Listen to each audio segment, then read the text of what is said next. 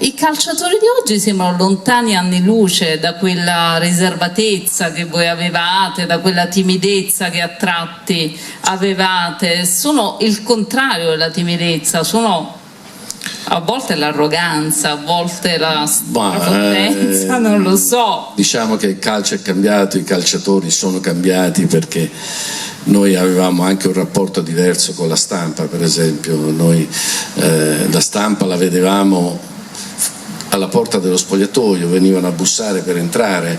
Adesso non può succedere una cosa del genere.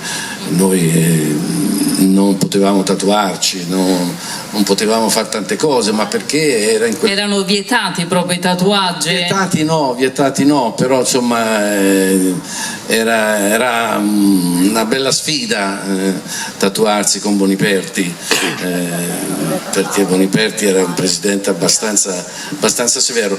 Devo dire che quando poi faceva il buono era buono, però era molto severo, e tu avevi un grande rispetto per tutti, per l'allenatore, per il presidente, per la maglia, cosa che adesso invece vedo che manca un po', anche perché ormai le squadre non sono più italiane, i presidenti non sono più italiani, a volte non si sa nemmeno chi sono, perché ci sono questi fondi che non si sa da dove vengono, chi sono, eccetera. Quindi si è spersonalizzato un po' tutta la filiera? Secondo me sì, il giocatore poi non è più lui che affronta i giornalisti, che affronta i problemi, che va a parlare di contratto con i presidenti. Adesso ci sono i manager che gestiscono tutto quello che un giocatore fa.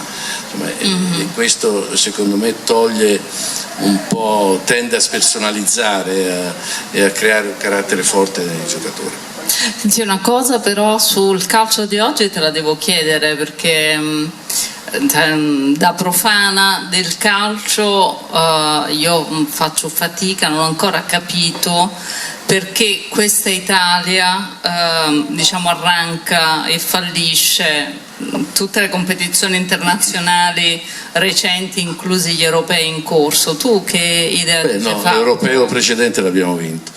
Sì, ok, no. Ma questo con la Svizzera non mi è sembrato, diciamo, un esito felice. Ci sono dei periodi nell'arco di un decennio, eccetera, che non ci sono talenti, non nascono talenti.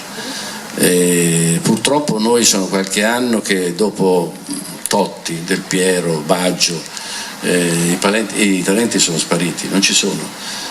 Noi cerchiamo di far credere che ci sia qualche talento, perché lo devono vendere, perché deve costare milioni di euro, ma in questo momento non c'è. La Spagna ha talenti, l'Inghilterra ha talenti, infatti guarda caso sono le due squadre, e la Germania anche, che però ha incontrato la Spagna e è stata eliminata. Sono le tre squadre che sono forti in questo momento, sono tutte piene di talenti. Se non hai il talento puoi avere tutti gli allenatori del mondo, puoi avere tutti i tifosi del mondo, ma non puoi vincere.